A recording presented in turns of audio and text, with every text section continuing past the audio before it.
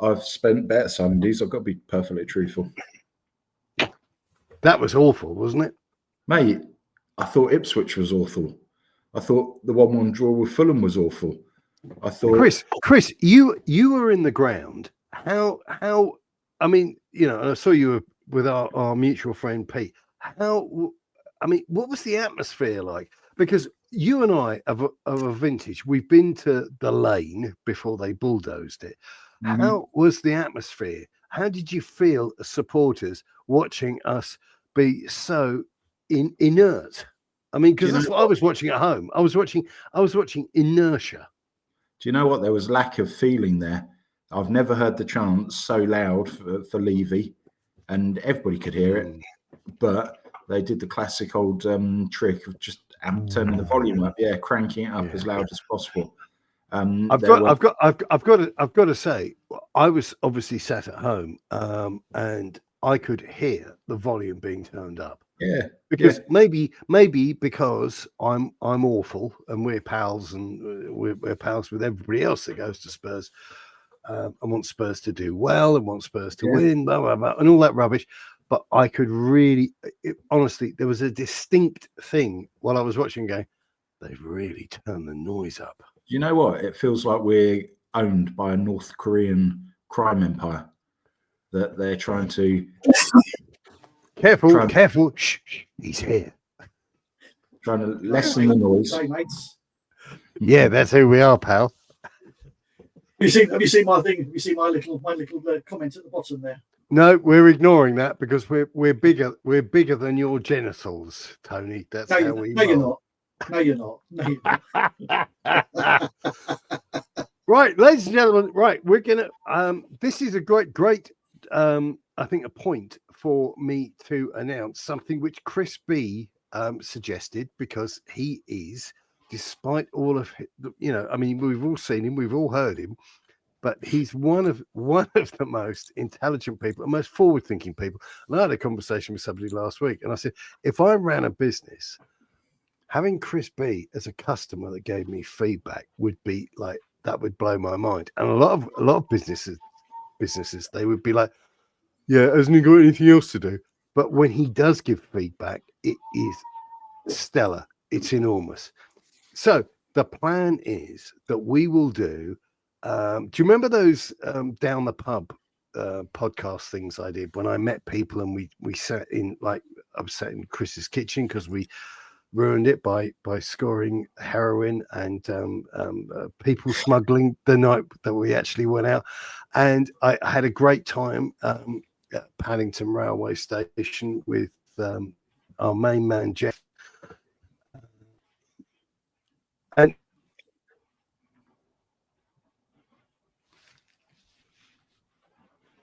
has he gone? Yeah, he's gone. He shut down some of this. No, I'm well. I think I'm kind of bloody. You're back in the room, maybe. You're back in the room. At least we know what his climax face looks like now, Tony. Yeah, there we go. I'm just actually, Tony, if you could pay some attention to your face, that would do us a favor.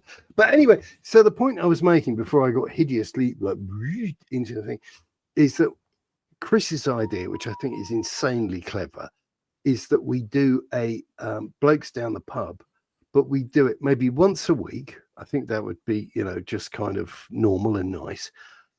And we're all sat there with a can or a beer or, you know, like a syringe, whatever's going on. And we just talk about how we feel about Spurs that week. And so, yeah, that's my plan. But planning is great, but that's not something that Tottenham Hotspur Football Club does. Tony, you'll forgive me, but I'm going to have to go to Chris first because, as you know, we're all on this disgusting, very arrestable WhatsApp group. But the reality is that Chris was at the game against Leicester with our mate Pete. How are you, Chris, and how did you feel? A broken man. It was not so much a case of watching Tottenham play, but it felt like I was watching the film Groundhog Day. because I was convinced I'd been there before, watched the exact same performance against Ipswich, watched the exact same performance against Fulham, watched the exact same performance time and time again. And before the game, I, for some reason, was saying to Pete, we're going to turn this lot over 4-5-1. They've not won for 7 games. They're coached by a guy who is learning his trade. He's not a seasoned manager. He's a young man. And everything I predicted was the polar opposite. It was a game again where the players looked disinterested. They looked like they didn't know what they were supposed to be doing. There was a lack of effort, passion, and there were a lack of men on the field. There were a lack of men doing what men need to do. And we played into the hands of Leicester easily. Once you went 1 up, which was the first time I've seen a fullback cross a ball, and Richarlison got himself on the end of it and put us 1 up, you thought, if we really push on now, we could put this game to bed. But how many times have you seen us not push on and do the polar opposite? And to come out and be 2-1 down in the first 4 minutes of the second half, it was absolutely beyond belief. But it's not beyond belief. It's very much the Ange way of... Precisely. It's all too far believable. And so, Tony, tell me how happy you are. I think my little caption at the bottom probably tells you an awful lot there. Oh, what fresh hell is this? It's as Chris so eloquently said, Groundhog Day. You can make any kind of repeating phenomena, call it what you will, it's exactly the same. But what really annoyed me was we were 1-0 up, doing reasonably okay, played some a little bit decent. Well, I wouldn't say it was incredibly decent. It was against Leicester, and Leicester weren't exactly ripping up trees, were they? But second half, I think for the first, well, I'd say at least 30 minutes, I think we were still in bed. We just didn't. It's just like, oh, we're coming out. All the game's finished now, but we'll just keep playing for a little while, not realising that actually there is 2 halves in a game. They thought, oh, the first half, that's it. We've got 3 points. We'll just stop playing now. Absolutely horrendous.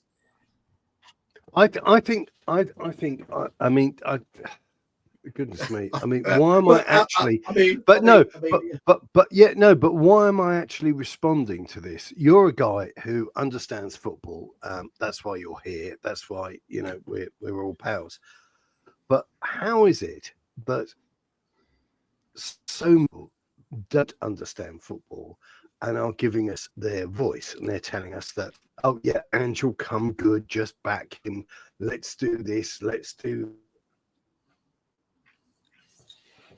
Big squirrely. Oh, there we go. We're going. Hello. We're back again. Hopefully this irons itself out. But we're getting all of this like, oh, let's just cross fingers and hope kind of thing. And the reality is that he doesn't know what he's doing.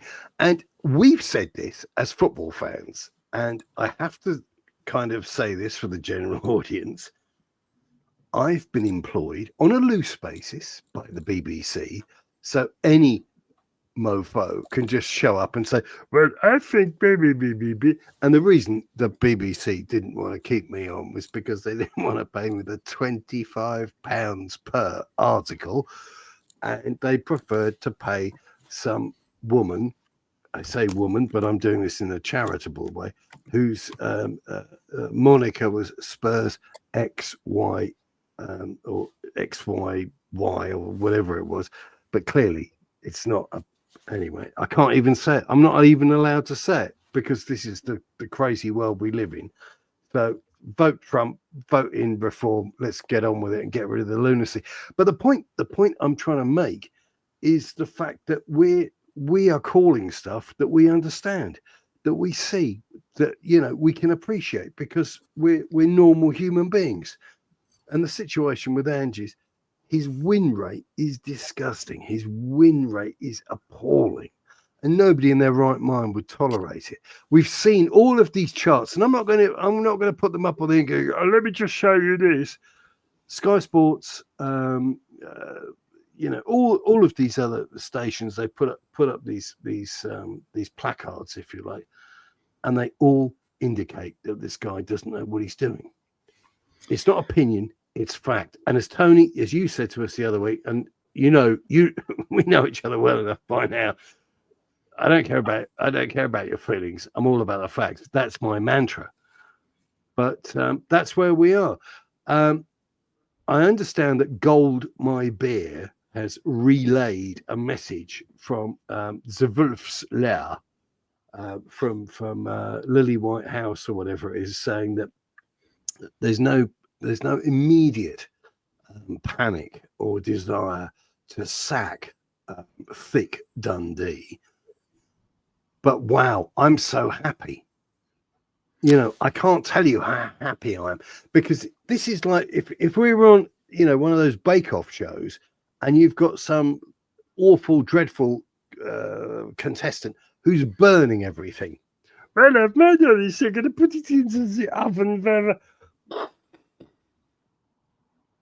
There's no consolation for that.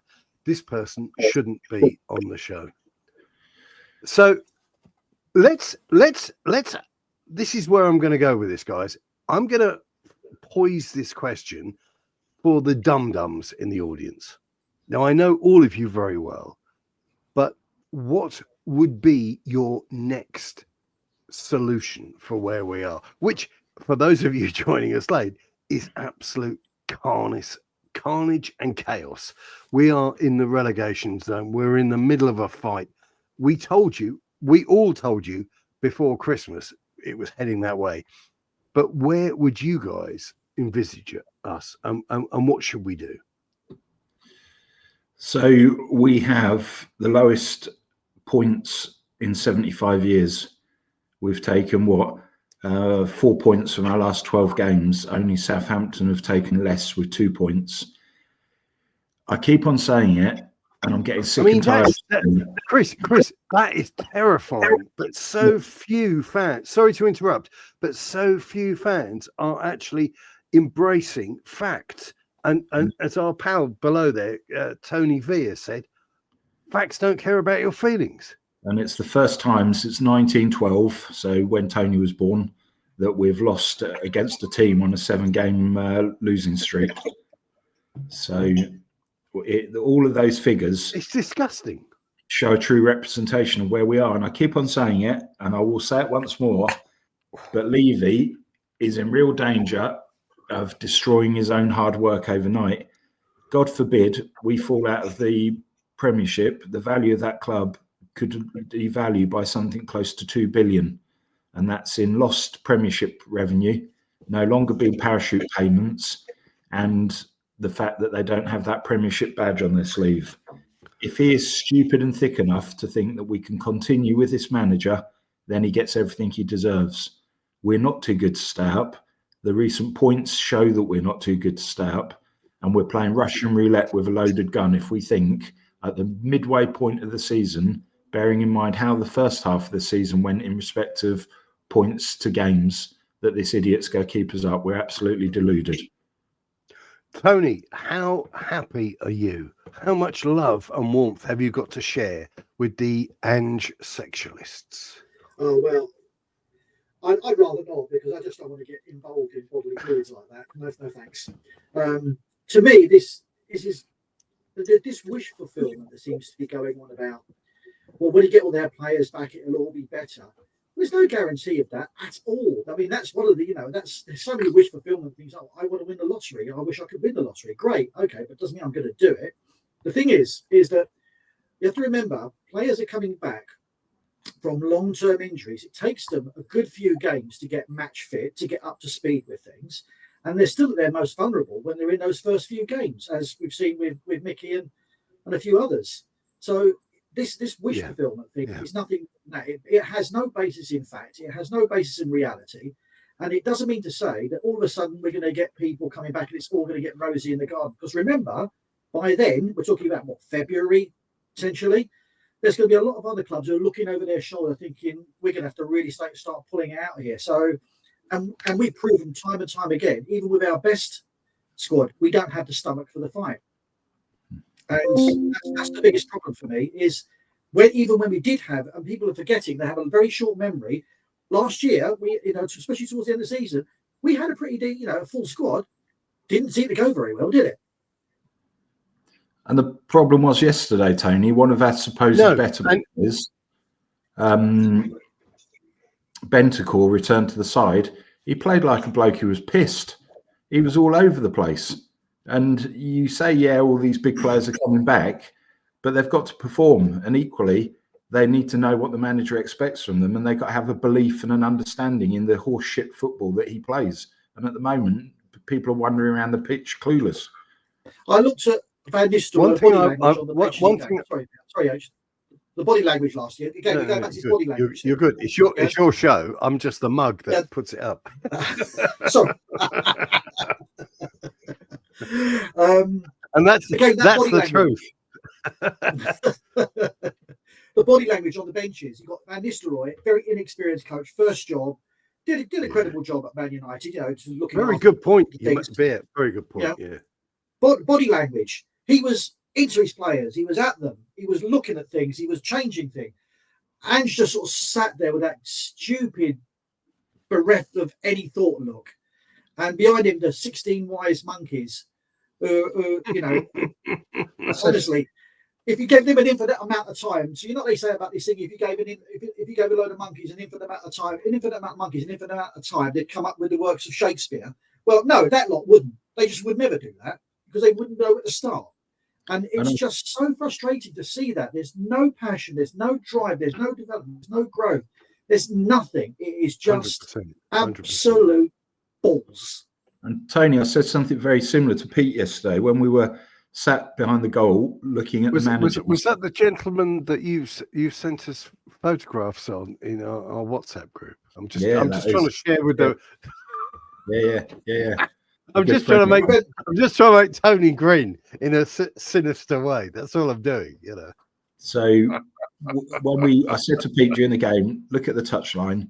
You had Van Nistelrooy, suited and booted. He looked the part. He looked professional. He was shirt, tie, trousers. He was there, animated, lots of hand gestures. He was talking to his bench. He was pointing to the players, giving them direction. 20 yards away, you had Wurzel Gummidge. Standing with either his hands in his pockets or his arms crossed, shaking his head and looking like he was waiting for a divine intervention, a footballing god to take over everything on the pitch because he looked lost beyond his years. What I find extraordinary with the he said moving close to the mic. What I find extraordinary with the Ange sexualists is that, first of all, it's like backing something that you have no idea about. So these are the people when the big racehorse is on, and people say, "Well, what horse are you backing?" Well, favourites like Bomberbomb, super short, unlikely to lose. Well, I'm going to back Lucky Lad at 97-1. And this is the mentality that we're dealing with some Tottenham fans, and I exclude them from being real like Tottenham fans, which I know that they'd be horrified by. But the business of having faith is just ridiculous. The guy does not deliver. He's your local chip shop. Sounded like that expressions oozing meme. But he doesn't deliver. Do you know what really pisses me off? That I was speaking to a number of people in the ground and I asked all the same question, would you get rid of him? And the amount of people who said to me, no, we don't think we would, because who can we replace him with?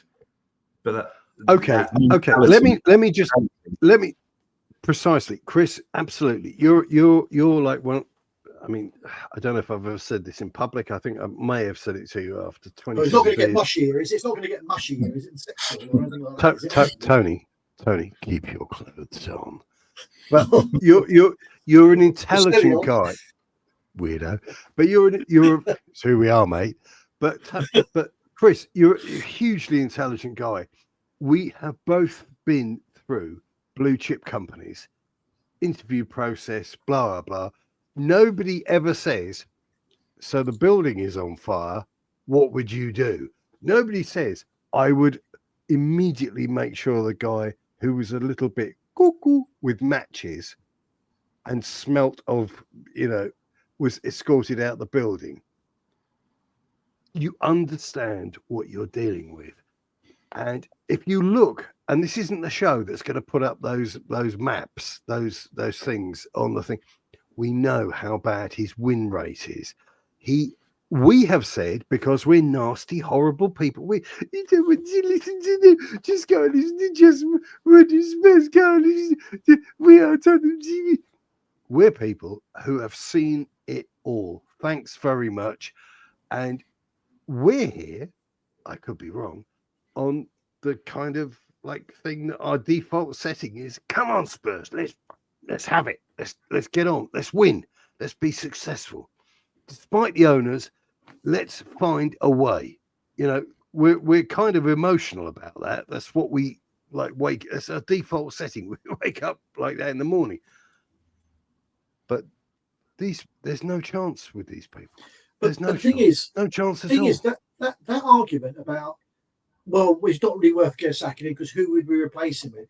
They're actually it's an implicit agreement that they actually think he's not worth it, because they're basically saying we'd get rid of him if we thought we'd have a better option.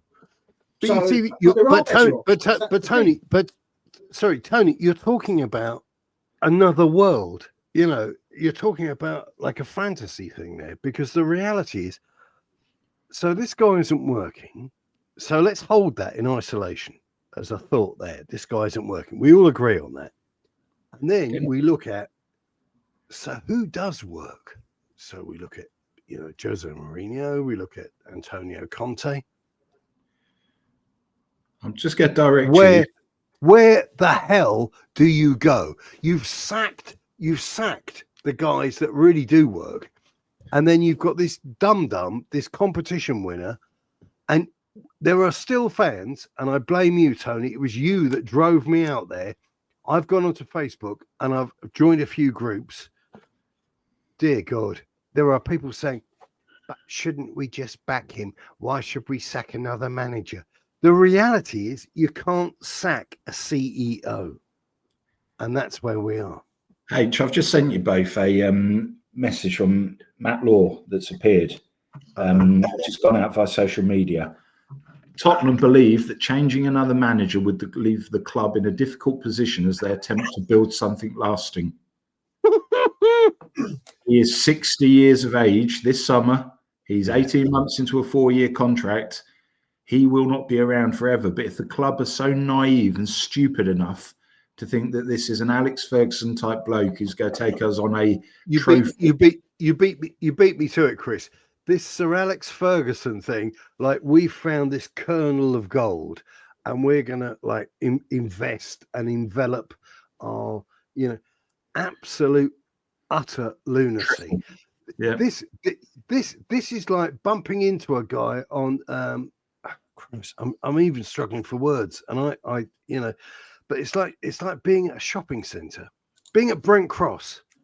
And you're on the escalator at Brent Cross, and you say to a guy, "Hello, mate. How are you?" And he goes, "Yeah, not so bad, mate. Not so bad.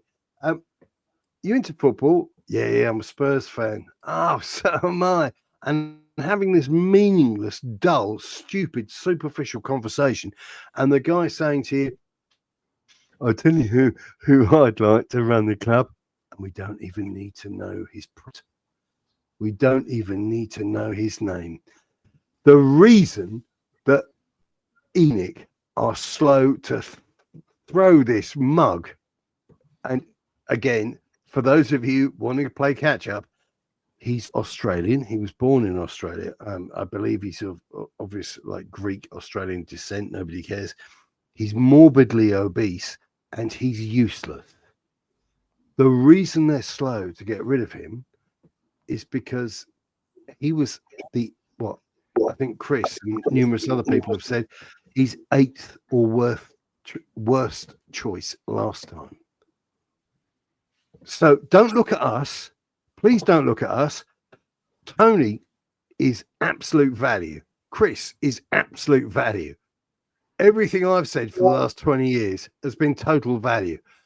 The reason they're looking to like pin the blame on somebody is because they can't see the truth themselves, and it's embarrassing. 100%. Yeah. And it's interesting. I mean, for goodness sakes, it's like me turning around and saying, "Oh well, I think blah blah blah," which completely obfuscates anything Chris B would say, anything Tony V would say, and then me closing the channel down and say, "Right, so what we're going to listen to now is more of me," and that's just insanity. You must tolerate reason. You must listen to people, and if you don't, you have no willingness to learn. And that's where we are with Daniel Levy. I sincerely hope, and I'll keep this brief now, but I sincerely hope they've got a buyer lined up, because if they don't have a buyer lined up, then boy, we are in trouble. Well, I think the article at the weekend by the journalist in the Daily Mail, what was his name? Riyadh Al-Samari, really kicked Levy in the testicles, didn't it? Levy's lack of ambition and institutional cowardness holds back Spurs. You've got him. You've had Henry, who's the guy? Winter. Henry Winter. And then you've had Dan Fitzpatrick and others in the last 24 hours starts doing stuff that they'll get wind of this. The club will see it. Levy will be aware of it. But they're all saying exactly the same thing. So you can't run and hide forever.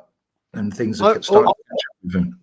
All I would like to say for anybody joining us late is I've been spewing the same poison, as it was called, for 20 years. I joined in after Enoch had been in charge of Tottenham for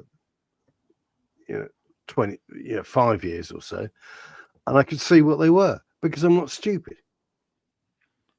It's like if I was running a business and I interviewed Chris, I interviewed Tony, and interviewed numerous other people, and said, so where are we going to go with this thing?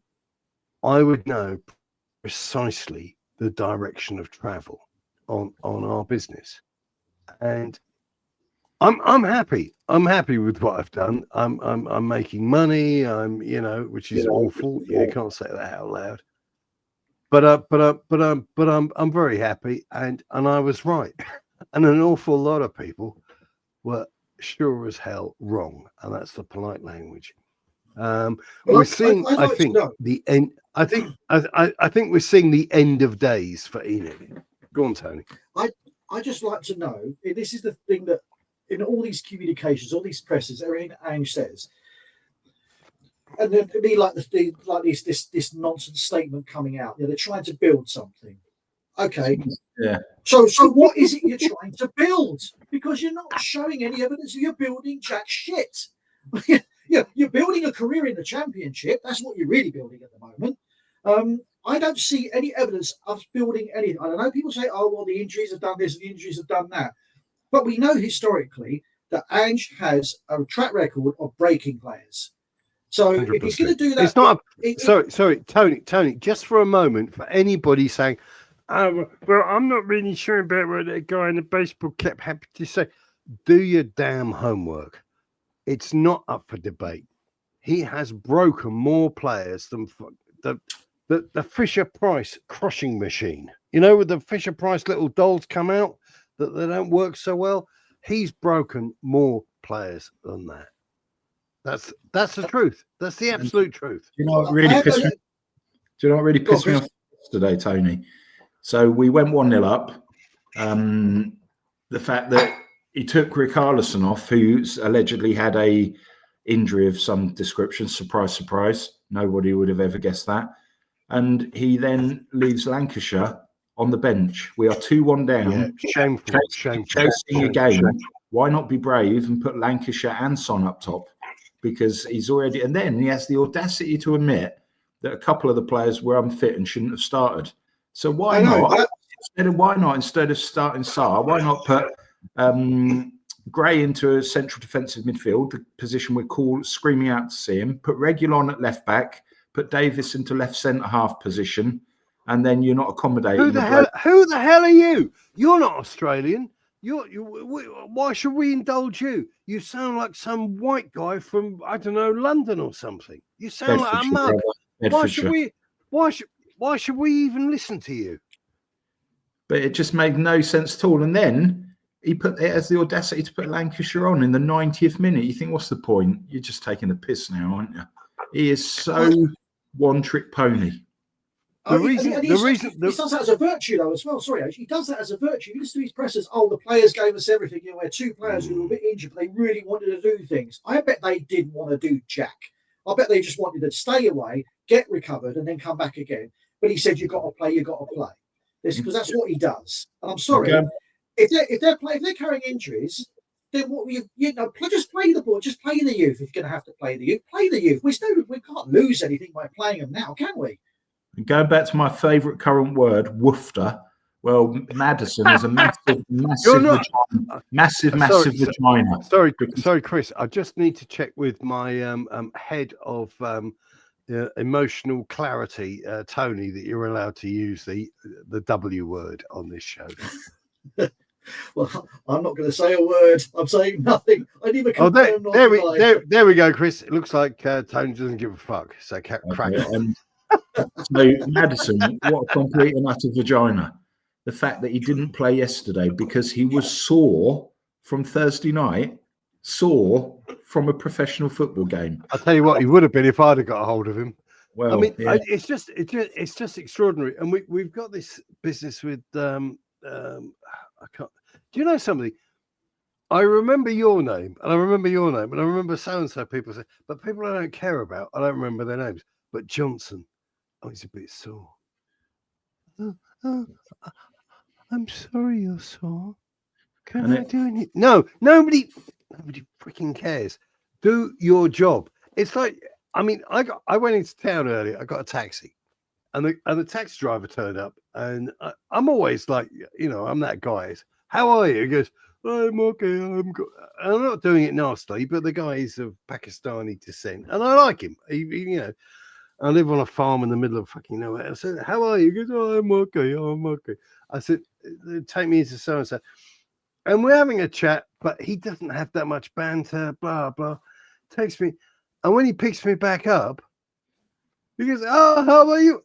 We have a relationship. It's limited, but we talk to each other. But a lot of football fans, when it comes to like, oh yeah, I was watching, so-and-so played the other week, but now, just crazily, he's disappeared. What is going through your brain?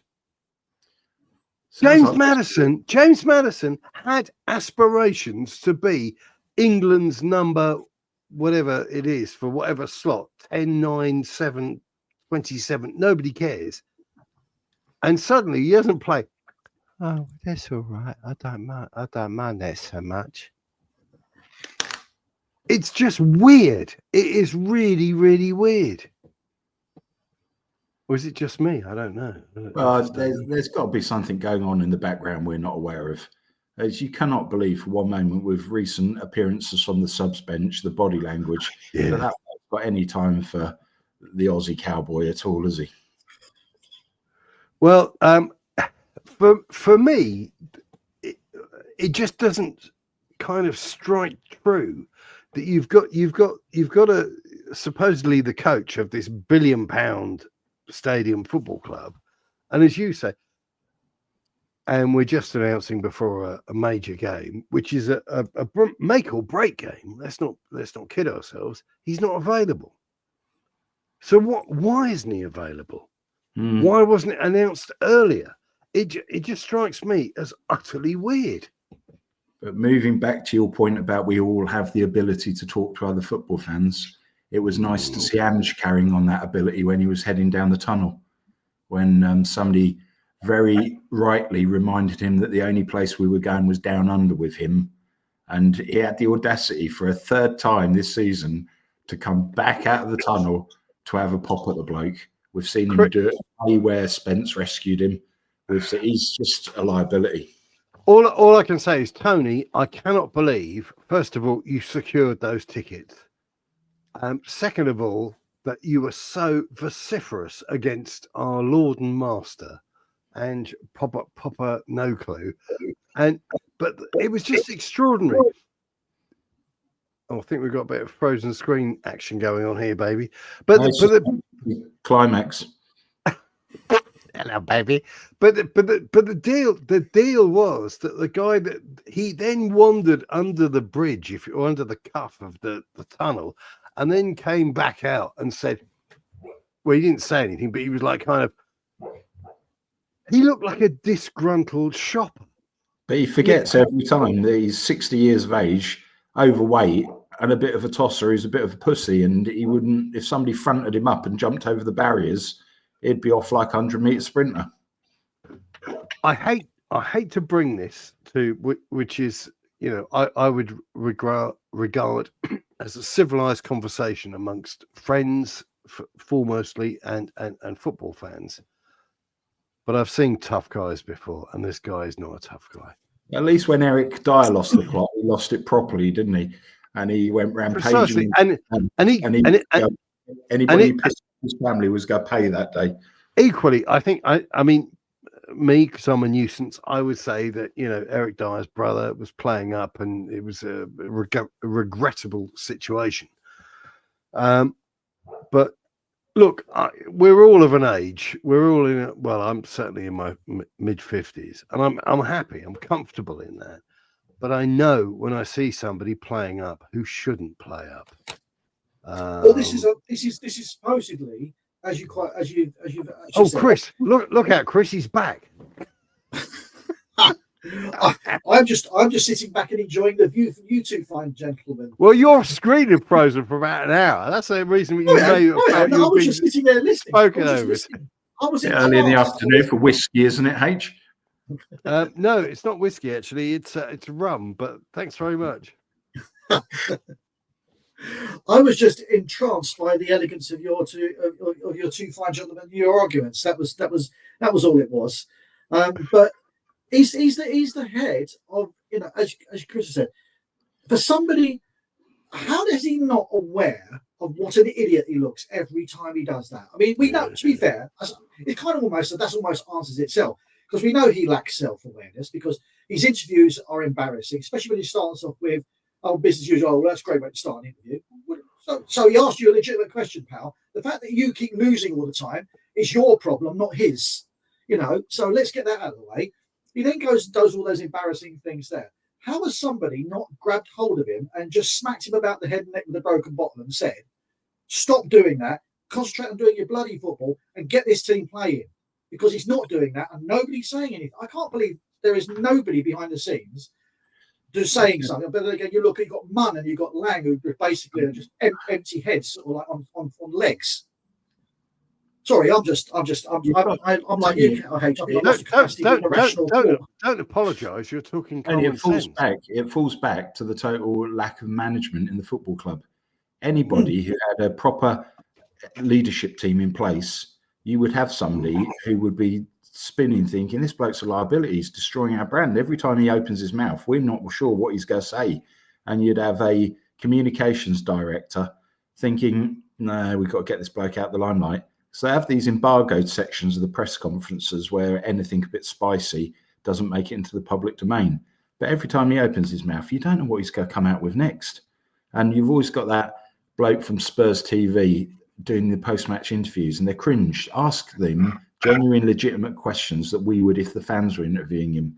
But the bloke's just, he has got nothing to him.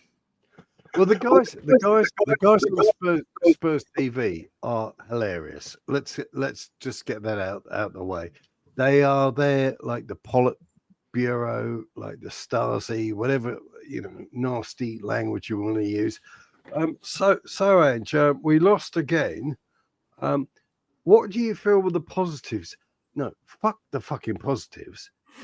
Talk to us like a fucking human being, so we can engage with you.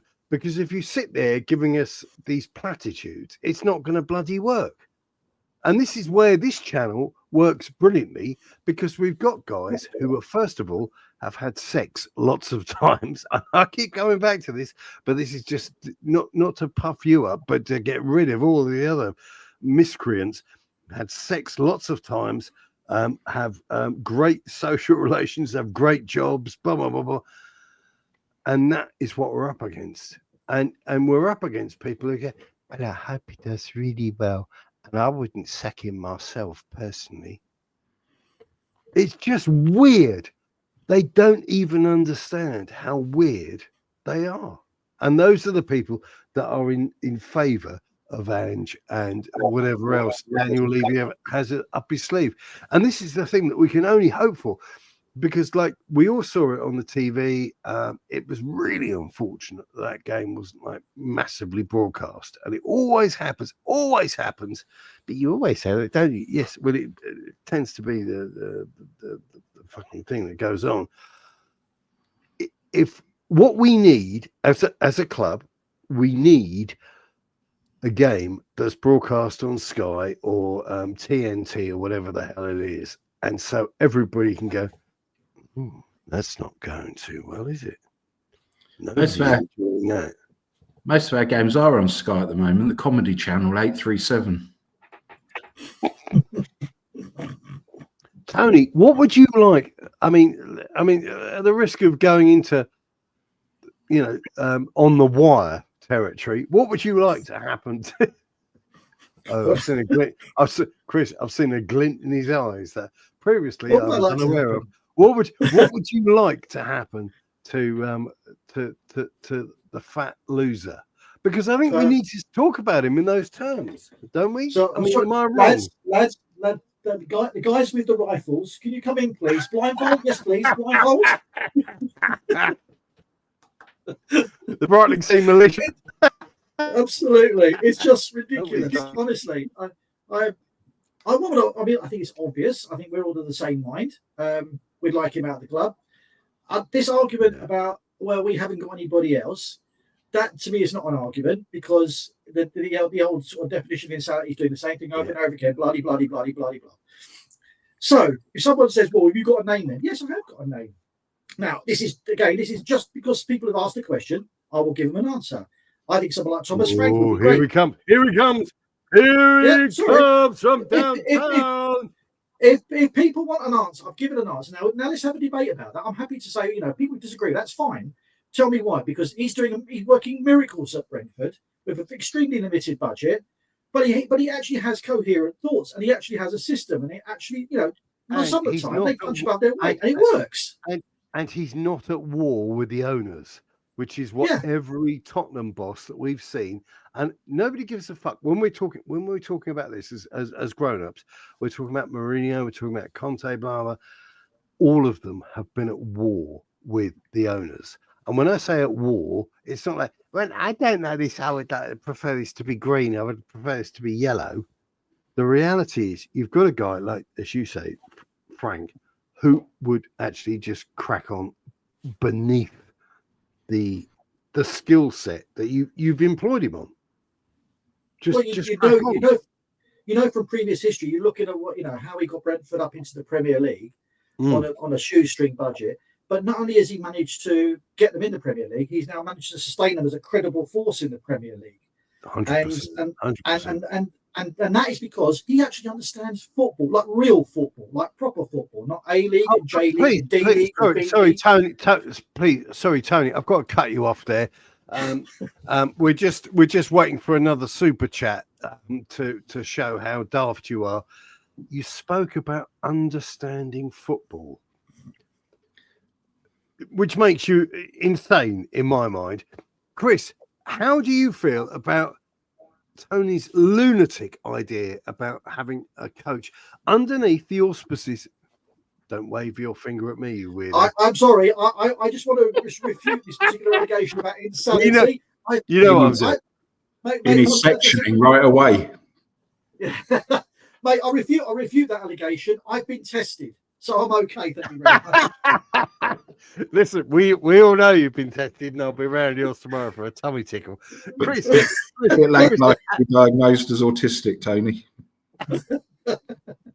That's harsh. That's harsh, Chris. Chris, do you think, as Tony suggested there, which I'm backing, because I'm trying to be less of a negative Nigel in the public lives, how do you think there is a workable solution that we could bring in, like Frank from Brentford or somewhere, who could actually make us less awful? Well, let's look at those beneath us. So beneath us in the table at the moment, Everton sacked their manager, brought in Moyes. Leicester sacked their manager, brought in Ruud van Nistelrooy. We've got Wolves sacked their manager, brought in the Portuguese guy from Saudi Arabia.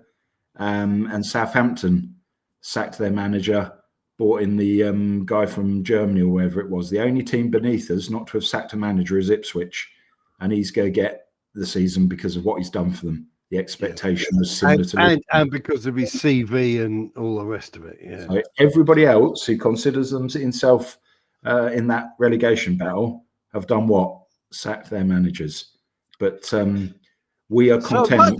So what you're saying, Führer, what you're saying is sack. We will be on course for what? The only reason I say this is because the amount of people, honestly, maybe you do believe, maybe you don't believe, but the amount of people, so we're going to sack this one, what are we going to do afterwards? I mean, personally, I've got the same savvy as both yourself, Chris, and as you, Tony. I'm going, this guy's an absolute bloody mug. He's a competition winner. Based on your German accent, I do note that Joachim Löw's currently available. So there are. Sorry, I spoke to Sava during the week, and I'm just still trying to keep things under control. So you talk about what Tony said, and yeah, you've got Thomas Frank, but you've got, if you want high-profile experienced managers, you've got Roberto Mancini's available. You've got Max Allegri. You've got Joachim Löw. If you real coaches, if you wanted to, you've got Eric Ten Hag, who, despite what United fans thought of him, won a FA Cup and League Cup in consecutive seasons. But Chris, you're speaking.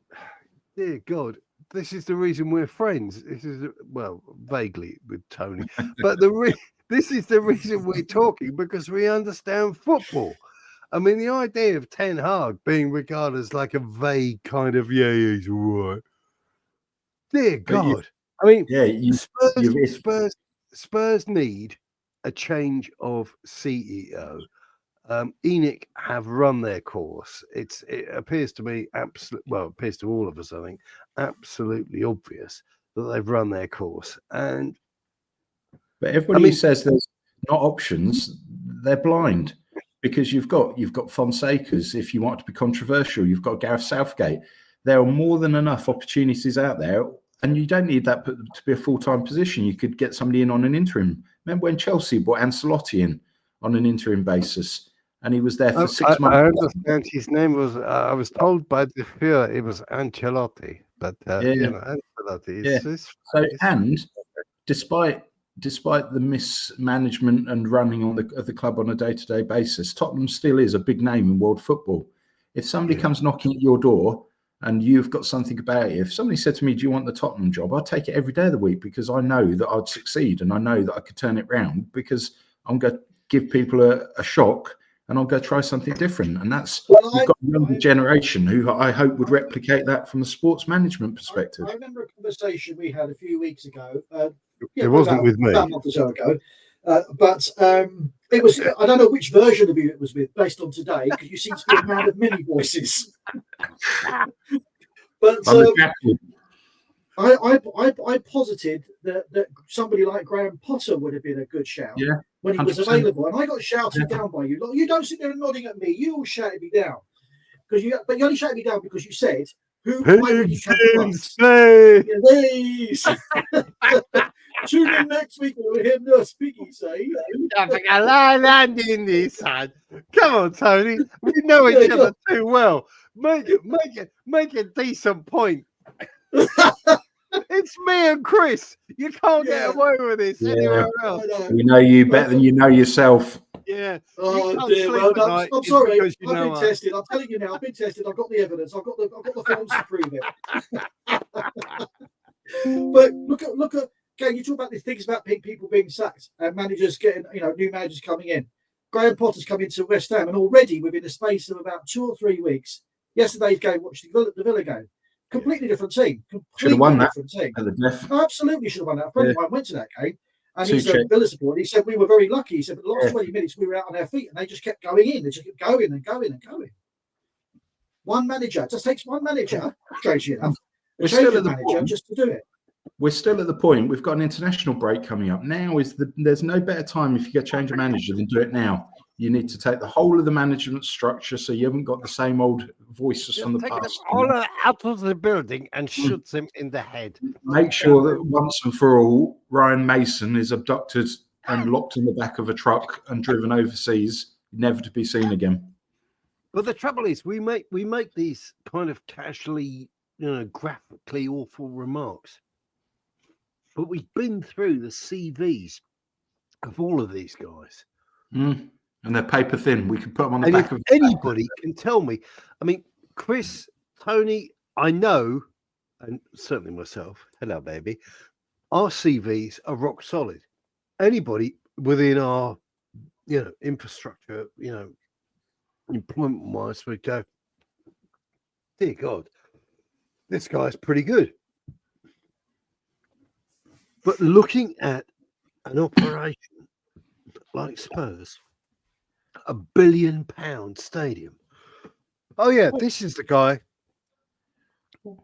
This is like me saying to you, "Oh, I'm going to bring in my mate." You honest? No, shh, calm. It's like some guy at the pub. Go, no. Wait till you meet Steve. Steve is immaculate. You'll love him. You'll love him. And that's what they've done at Spurs. Where's he come from? Hibernian. Well, what sort of organisation recruits the whole of their medical department off LinkedIn when you get every dancer in the world sitting there on a Friday night who's got a EMVQ in first aid who thinks, yeah, I might give that a go. I fancy that. So they get inundated with thousands of applicants. Some poor soul then got to get rid of all the crap. But you've got some guy who sat there, and I'm not saying it's a bad thing for congestion when it comes to applications, but the reality is, who does things in a sensible way? Because they put up a thing saying, "Oh, we're not looking for a medical guy," and you go, "Oh yeah, I'd be really up for that, man." What's your CV? Well, I've been working in a taxi office in Southend for the last 6 months. What the hell are you doing? But a serious club, either go and headhunt people who have performed in similar positions at perhaps Championship or League One clubs, have got a good reputation, or they have a consultancy in place who are headhunters in that profession who say, leave it with us, we'll go and source 3 candidates for each position, invite them all in, you interview them and you pick the best person. Not going via LinkedIn. That is pathetic for a 3 billion valued football club. What hope have we got? Chris, we're going to end on you because you are one of the masters of this entire operation. And God help us. And I'm obviously not fit enough to be doing this because I'm mentally retarded or something. Is that it? Is that what you're trying to say? That's why all I can say is I'm reading here. Oh, what fresh hell is this? So I think we've established where you are. Wibble. Chris, what would you like to see apart from my good self and that terrible Chris B guy thrown into a threshing machine? What would you like to see by the end of this season?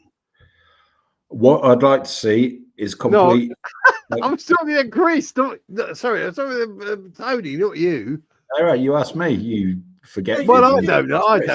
I'm so drunk I can't even remember where I am. And he calls me mad. He calls me mad. Anybody got my trousers?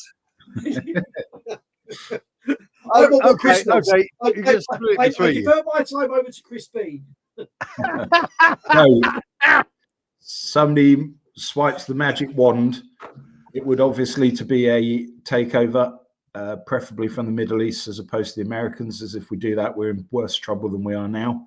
It's to see either an interim manager come in or a new manager. We can't keep on living with this nonsense. Well, who can we get? Because if we persist with this guy, it's like watching water going down a plug hole. despite what way the water flows, it's still go down there. So they are the two things I'd hope for. The transfer window ends in 7 days and 5 hours. Are we going to get anybody in? Not a chance. I agree with you. I'll bring you in, Tony, just before we go to give everybody a fair crack at walking away from this. Chris B, I completely agree with you.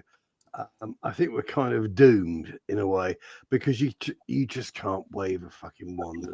Yeah, make Enid go away or just buy them out because they're looking for like 4 or 5 billion quid or whatever.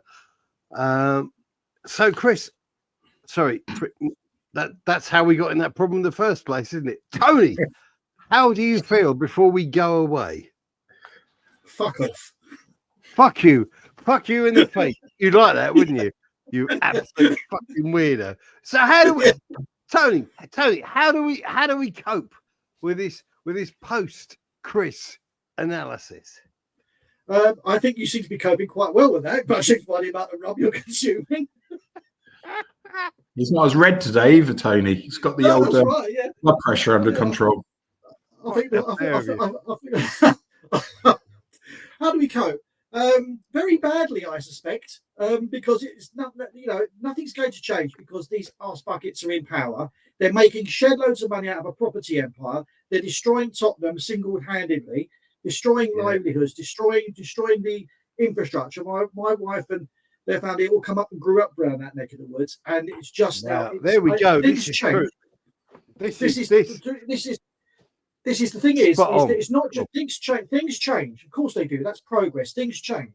But what is changing here is it's not change for the better for the local community or for the people of Tottenham. It's all about how much more money can we drain out of the system and how much more money can we siphon off into bloody dodgy Argentinian Cayman Island tax dodges for old Uncle Joe. And I'm sick of it. I don't want it anymore. I love this club to bits, but I'm sick to fucking death of these fucking arseballs bastards ruining our club, our history, our heritage, and making us the ultimate laughing stock of the football world. Well said, Tony. Well said. Tony, you are an absolute mug. I'm disgusted that you're unprepared. No, I'm kidding. You're the reason that we talk, the reason that Chris and I talk, the reason that all of us talk, because we've had enough of these absolute jackals that have been allegedly looking after our club. So that's it for this show. And if you want to see the let's do it in a car park edition, that'll be available on the Substack. But seriously, Tony and Chris have spoken eloquently about the fiasco that's going on at Spurs, and I'm very proud to have them as fellow fans and supporters and all the rest of it. But carers. And carers, because Chris has helped me out of the car a couple of times, when my elbow's gone wrong. But the idea that any Spurs fan, any football fan, can support the stupidity of what's going on at the moment, it's just witheringly stupid. Withering. Look at this! What have we got? Can I put her forward as the new manager? Is she called Levy? She's only got one eye, but I still think she's got more common sense than Ange. Tony, what's her name? Her name is Bonnie. Oh, careful, as Matt likes to rub himself off against dogs. Just for your right, okay, guest appearance over. Okay, gay boys. See you so that whole BBC thing, when they let you go, was that as a result of learnings from the Jimmy Savile era? Well, you talked to Tony about that, wouldn't you? Bastard, you should be hearing from my lawyers, you cunt. Cut you right up. Take care. Apart to everybody, apart from Chris. Goodbye.